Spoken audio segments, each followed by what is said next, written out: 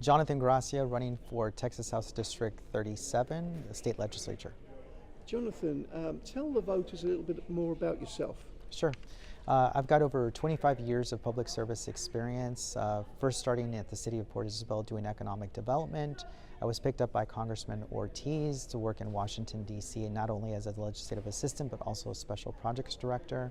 And then I came home after that job in order to be able to go to law school. And then I came back home where my heart was, here in the Valley, in order to be able to start at the district attorney's office and open my own practice. What was it like working in Washington? It was an eye-opener, to say the least. You find out how little you can eat and how hard you can work. And where did you go to law school? The University of Texas. Okay, so you're running for Texas House District 37. Why are you running, and what are your top agenda items? The catalyst that got me into running for House District 37 was the voucher education savings account issue. My wife is a public school educator. She has been for the last 17 years of her career.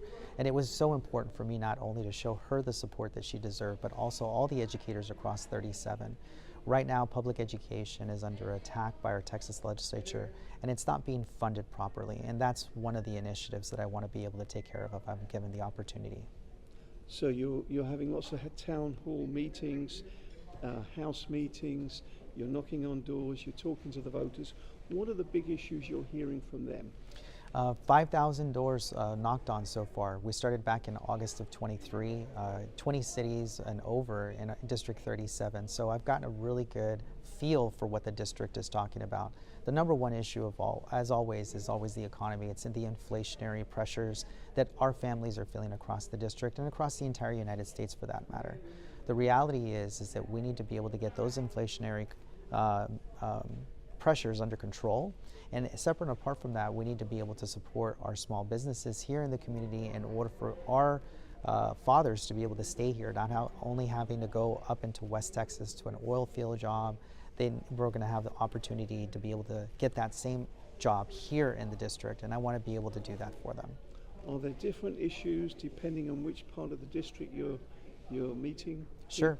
If you go out to the Laguna Madre area, which encompasses, of course, the island and Port Isabel, they have a lot of environmental issues as a result of SpaceX and also the LNG facility that's coming into play.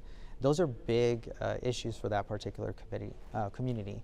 The city of Brownsville, and then you, of course, the city of Harlingen, they're looking for job opportunities and expansion of small business.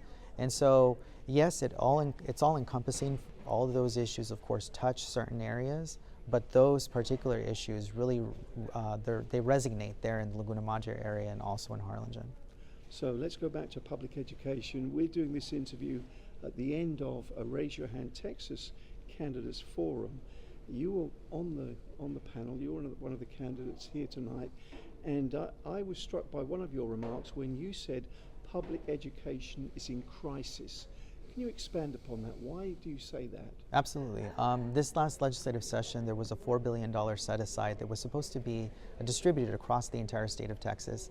It was not. It was a punitive action taken by the governor as a result of education savings accounts and vouchers not being passed. That's unacceptable.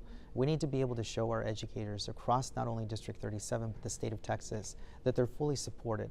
And step number one needs to be for us to be able to release that money and also to increase that money for our school districts, because it's the right thing to do. And in another part of the forum, specifically talking about that $4 billion, you said some people were playing politics with school districts, with schools, with parents, with children. That's correct. Currently, we had an $18 billion surplus this last legislative session. It's now projected to be anywhere between $20 and $21 billion. That means that the state of Texas has no excuses in order to be able for us to fully fund public education, at bare minimum, to be able to have that $4 billion set aside allotted and hopefully to be able to increase it. And then another point that you made towards the end of the forum, you said it was very frustrating for you because the answers were always the same. It was all about lack of funding, lack of the priorities in the wrong place, etc. Elaborate on that if you will. Well, anytime that a citizen goes to their city council, a county government official, federal, state, and so forth, oftentimes the easiest answer, the easiest opt-out is to be able to say there's no money. Well, the state of Texas doesn't have that excuse. It just has priorities. And for us not to prioritize our public education system at a time when we're having these budget surpluses is just a travesty, not only for the community here in District 37, but all the citizens of Texas. So I can take it, I think, from your answers tonight that if elected, public education, school finance, fairness, equity in schools, etc., is going to be a top issue for you. It is the number one issue. We need to be able to start there. Our children are our future. That's not some type of cliche, that's the reality. And for us not to fully fund public education, to be able to support our children within the district, it's a travesty, it's not right. Currently we have a legislator that's taken difficult votes against public ed. We need to be able to change that in order for us to succeed. Well, Jonathan, thank you so much for today's interview. Have I left anything out? Is there anything else you'd like to add? I'd just like to be able to encourage everyone to participate in the system. Your vote is your voice. That means that if you don't participate in this election, people are going to get elected that you may complain about, but the reality is that you're not going to have an ability to have that voice, to be able to go to that person and let them know, I disagree with the way you voted. Well, guess what? Did you vote yourself? That's where it starts. Please participate. We're going to look forward to seeing you out there, and hopefully I can earn your vote. And I'll just ask, where can people learn more about your campaign? You can go to jonathangracia.com in order to be able to learn about all the issues that you're passionate about. Well, thank you so much for today's interview. You're welcome.